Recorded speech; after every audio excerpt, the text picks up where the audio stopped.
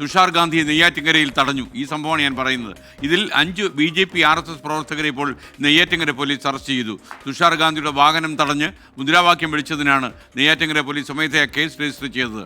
നാളെ ആലുവ UC കോളേജിൽ നടക്കുന്ന പരിപാടിയിൽ തുഷാർ ഗാന്ധിക്കൊപ്പം താനും പങ്കെടുക്കുമെന്ന് പ്രതിപക്ഷ നേതാവ് VD സതീശൻ ഇന്ന് അറിയിച്ചു. അജീഷ് ജയകുമാർ തിരുവനന്തപുരത്ത് ചേരുന്നു. പറയൂ അജീഷ്, ശരിക്കും ഈ നെയ്യാറ്റിൻകരയിലെ സാധാരണഗതിയിൽ ഇത്തരം പ്രവർത്തനങ്ങളിൽ ഏർപ്പെടുന്ന ആളുകൾ തന്നെയാണോ അറസ്റ്റിലായിരിക്കുന്നത്? അവിടെ വിശദാംശങ്ങൾ കിട്ടിയോ? ഇന്നലെ വൈകിട്ട് 6 മണിക്കാണ് ഈ സംഭവം നടക്കുന്നത്. ഗാന്ധിമിത്ര ഫൗണ്ടേഷൻ നടത്തിയ ഒരു പരിപാടിയിൽ പങ്കെടുക്കുകയായിരുന്നു. ആ പരിപാടി ഉദ്ഘാടനം ചെയ്ത് സംസാരിക്കുകയായിരുന്നു തുഷാർ ഗാന്ധി. ഈ പരിപാടിക്കിടെയാണ് RSSനെയും BJPയെയും രൂക്ഷമായ ഭാഷയിൽ വിമർശിച്ചുകൊണ്ട് അദ്ദേഹം പ്രസംഗം നടത്തിയത്. ഈ പ്രസംഗം നടത്തിയതാണ് ആ വേദിയിലും സദസ്സിലും ഉണ്ടായിരുന്ന BJP RSS പ്രവർത്തകരെ പ്രകോപിപ്പിച്ചത്. ഈ പരിപാടി കഴിഞ്ഞ ഉടൻ കാറിൽ കയറി പോകാൻ തുടങ്ങിയ തുഷാർ ഗാന്ധിയെ കാർ തടഞ്ഞു നിർത്തി ഇവർ മുദ്രാവാക്യം വിളിക്കുകയായിരുന്നു.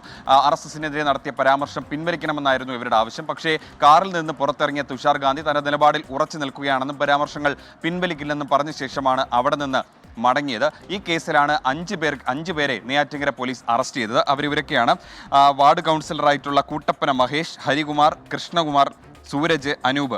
ഇവരെയാണ് നെയ്യാറ്റിൻകര പോലീസ് ഇന്ന് വൈകിട്ട് അറസ്റ്റ് ചെയ്തത്. നിസാര വകുപ്പുകളായിരുന്നു ചുമത്തിയിരുന്നത്. അതുകൊണ്ട് തന്നെ ഇവരെല്ലാവരെയും സ്റ്റേഷൻ ജാമ്യം ചുമത്തി സ്റ്റേഷൻ ജാമ്യത്തിൽ വിട്ടയച്ചിട്ടുണ്ട്. Thank you.